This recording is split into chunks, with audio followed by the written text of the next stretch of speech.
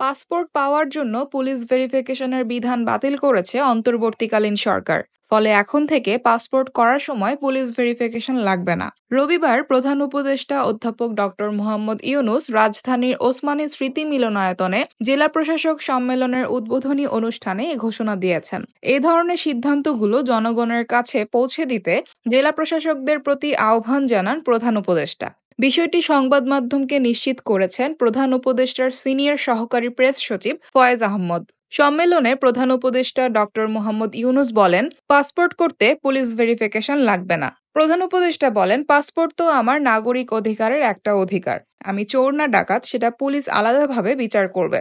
আমাকে যে জন্ম সনদ দিয়েছেন সেটা তো কোনো পুলিশ ভেরিফিকেশন নিয়ে করেননি। আমাকে এনআইডি দিয়েছেন সেটাও কোনো পুলিশ ভেরিফিকেশন নিয়ে করেননি, নাগরিক হিসেবে পেয়েছি। তিনি আরও বলেন, আমরা আইন করে দিয়েছি কিন্তু গ্রামে গঞ্জে পৌঁছেনি, অথচ আমরা এখানে সিদ্ধান্ত নিয়ে বসে আছি। এই যে দূরত্ব, এটা যেন না থাকে, এগুলোর কোনো কারণ নেই। বিনা কারণে মানুষ হয়রানির শিকার হচ্ছে। হয়রানি করাটাই যেন আমাদের ধর্ম। সরকার মানেই মানুষকে হয়রানি করা, এটাকে উল্টে দিতে হবে। সরকার ভিন্ন জিনিস, আপনার অধিকার পৌঁছে দেওয়াই আমাদের কাজ।